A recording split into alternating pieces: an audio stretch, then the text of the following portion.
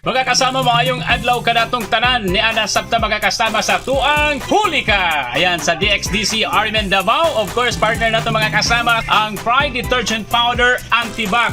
Linis labada, knockout ang bakterya. Grabe mga kasama, natakaroon nila sa Shanghai, Matina. Dingat tuang syudad sa Davao. Manghuli na punta mga kasama og atong suking tigpaminaw. Okay, let's go! Nay, mayong adlaw kanimo. Nangadaw po, May pakita na imuhang Pride. Pride gid imuhang ginagamit. pride pa. Tanang panglaban mo. Pero una ni ana nay, paki-confirm daw, DXDC ba gyud imuhang ginapaminaw? Oh, this sukat pa sa gamay pa ko. Sukat pa sa gamay pa ka. Karon pila na imong edad? 67. 67. Unsa pagalay mo nay? Naniban yes. Ayan, si Nanay Ninita Ibanez mga kasama. Certified listeners sa DXDC na huli ka! Ayan.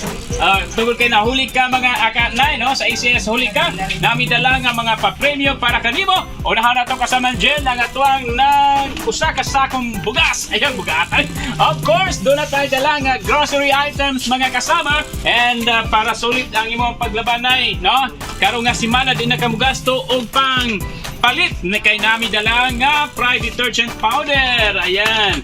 Gawas niya na para protektado ka sa tanang panahon.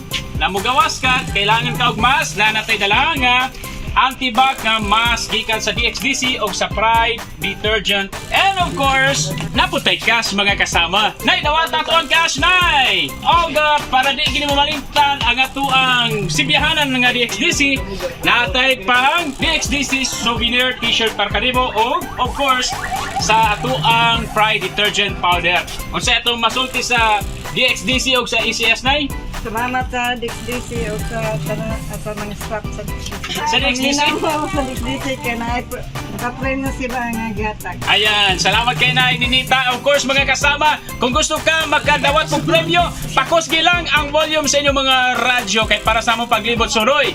Ikaw ang amuang mapaminawan ng bandungan o mahuli ka sa aton nato sa DXDC Arimen Davao o sa ACS Pride Detergent Powder. Linis ang labada, knockout ang bakterya mga kasama. Kawan nato si Radyoman Jenny Mamalyas, Radyoman Joel Bray, Tatak Arimen.